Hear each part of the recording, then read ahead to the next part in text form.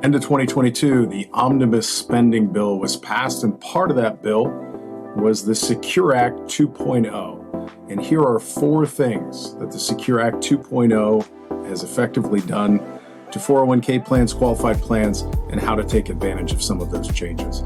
So the first thing, don't know that you're really going to take advantage of it, but there is going to be mandatory participation inside of 401k plans. What that means is essentially, if you join a new company, you will be auto-enrolled in the company's 401k plan beginning in 2024 for 3% participation. There's some exemptions to this based upon the size of company that you work for, how long the company's been in existence.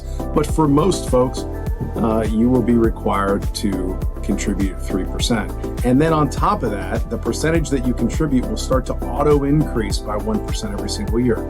So the onus is on you if you do not want to participate in that, which I would encourage that you do. But if you do not want to, you're going to have to go and proactively unenroll in the 401k plan. For those of you who are getting closer and closer to retirement, another huge benefit is that you can now contribute more in the way of catch-up contributions. Which beginning in 2024, you can start to put $10,000 as a catch-up contribution if you're over the age of 63 in this example.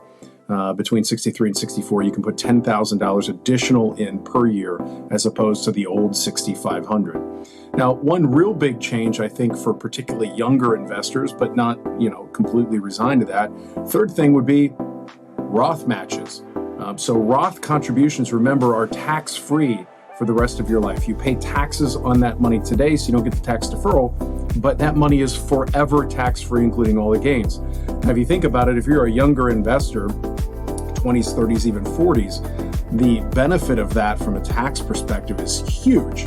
And you never used to be able to do your matching contributions from your employer as a Roth, but now you can. Now you will have to pay taxes on those matches. However, now you can be truly in a tax-free retirement if that's what you choose. And the last thing, and I think the one that's going to be most impactful to people who are very close to the season of retirement or in retirement, is required minimum distribution. So if we were rewind the clock back to the Secure Act 1.0, which was passed during COVID, they kicked the required minimum distribution age from 70.5 to 72. And those required minimum distributions, or RMDs, are the time in your life when you now have to start taking money out of your qualified plans. For most people, they've been kicking the can on taxes their entire life, and the IRS wants their money. Now, this can be a significant problem because it might in turn end up making you take money that you didn't want to take to begin with, and in turn pay taxes on money that you didn't want. And it may kick you into a different tax bracket because of other income that you need.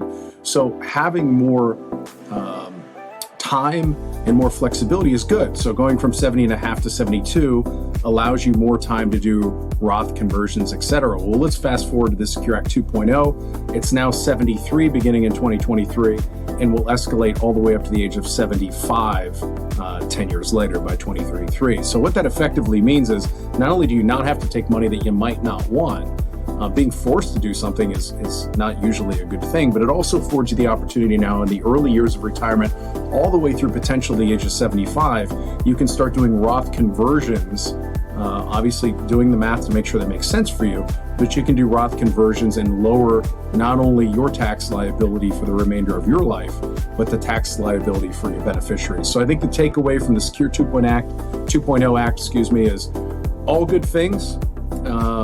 Increases your ability to save, increases your ability to impact your taxes on the bottom line.